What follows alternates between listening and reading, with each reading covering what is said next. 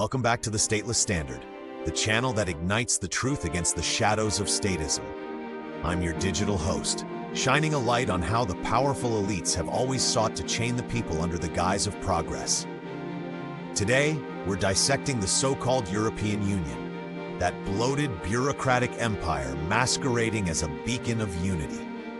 But who really built this monstrosity? Spoiler, it's not the peace-loving Democrats you think.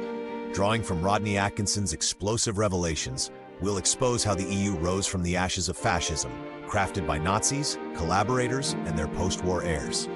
Buckle up, this is going to be educational, eye-opening, and yes, a bit cynical. Because if history teaches us anything, it's that the state always finds a way to resurrect its worst ideas. Let's start at the core. Rodney Atkinson pulls no punches. There's been a coup against the people of Britain and the nation-states of Europe, those liberated from fascism in 1945 and communism in 1989. It's a coup against voter sovereignty, the heart of true democracy. The plotters knew they couldn't win openly, so they slithered behind the scenes, crossing borders to build a bureaucratic, corporatist state. The European Union, so massive it intimidates silence, so remote it emasculates resistance. And guess what? The plans for this fascist revival were laid by leading Nazis and fascists after World War II. Oh, the irony. The naive builders of today's Europe thought they were banishing fascism, but they've summoned its ghost, building on the ruins of democratic nations.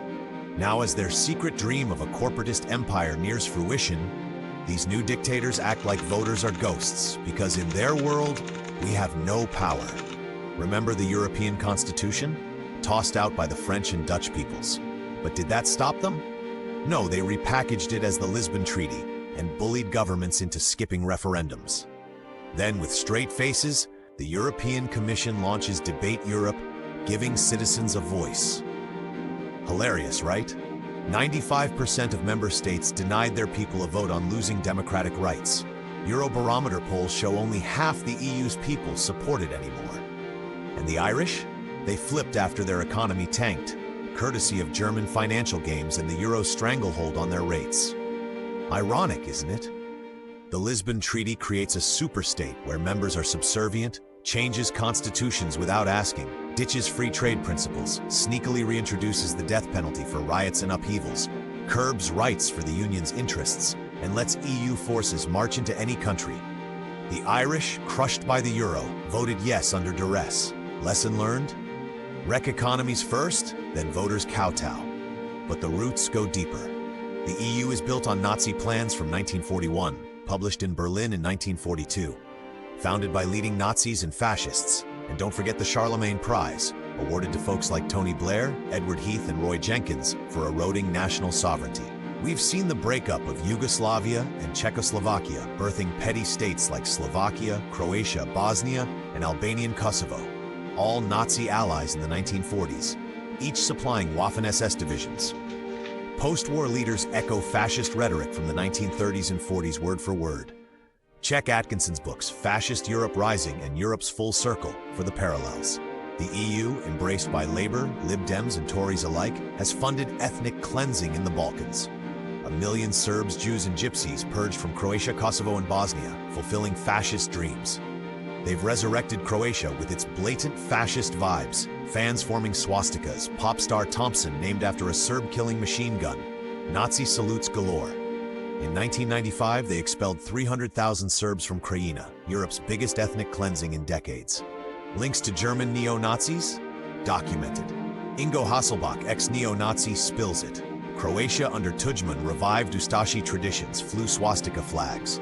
Germany backed them, recognizing the illegal state first in 1991. Hasselbach quotes a neo-Nazi thrilled, "Not enough Jews to kill? Serbs will do." Today, 27 former nations lack constitutions, elected governance. Citizens get arrested and extradited without evidence. No jury trials, no habeas corpus. How? Who? Judge an institution by its supporters, and the EU's fascist origins scream loud. Let's name names. Prominent 1930s, 40s Nazis and fascists who became EU architects. First, Walter Hallstein, Nazi organization's member, leadership officer. De Gaulle nailed him. A convinced European because he's an ambitious German. Became first EEC Commission President in 1958. Paul-Henri Spaak, Belgian Nazi Party developer, refused aid to Spanish Republicans, treated Allied defenders as invaders. EU founding father and NATO Secretary General. Walter Funk, Hitler's economic advisor, propaganda minister, signed Jewish extermination decrees. Nuremberg convict, then promoted the EEC in schools. His 1941 blueprint, identical to today's EU. Hans-Josef Glubb drafted Nuremberg race laws, gave Hitler dictatorial powers. Post-war, Adenauer's aide during EU planning. CIA shielded his past, even censored Eichmann memoirs. Alcide de Gasperi, Vatican librarian during Mussolini, signed Nazi Concordat. Post-war, founded Italian Christian Democrats, pleaded for fascist amnesty, won Charlemagne Prize in 1952. Lady Diana Mosley, charmed by fascism like Lloyd George admiring Hitler. Her husband Oswald founded the European newspaper. She scorned Eurosceptics, backed the EU in her final BBC interview. The BBC? They blackballed Churchill pre-war. Alfred Topfer supplied lime for Lod's ghetto graves, exploited occupied France.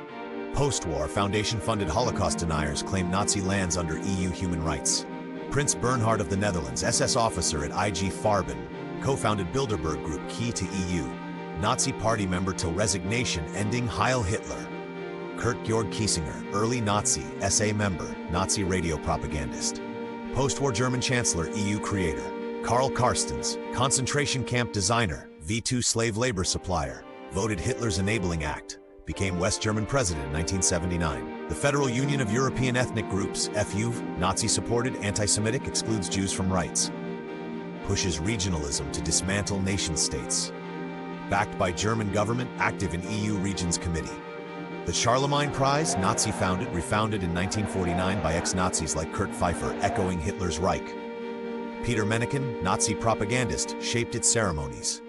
Post-war enablers, George Kennan, U.S. diplomat, Bilderberg regular, sympathized with authoritarian regimes, halted denazification, praised Mussolini and Salazar. Giuliano Amato, Italian PM, EU Constitution Vice Chair, admitted, sovereignty vanishes to faceless entities, act as if to trick states. Classic fascist subterfuge. Kenneth Clark invited Oswald Mosley to speak as a student, echoes Mosley's will to Europe. Voted against Lisbon referendum as head of Tories' Democracy Task Force, the hypocrisy. Finally, spot the fascist era. Might is right in politics and war. Genocide is natural, commanded by the Almighty.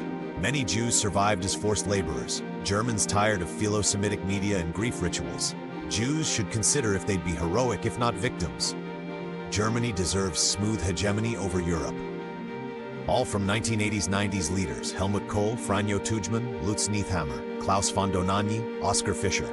No wonder Newsweek noted on June 6, 1997, the rise of the far right in Europe. The EU isn't unity, it's statist domination, echoing fascism's corporatist grip. As anarcho-capitalists and libertarians, we see through it, the people against the powerful. If this lit a fire in you, like, subscribe, share, support liberty at statelessstandard.com. Until next time, keep the torch burning.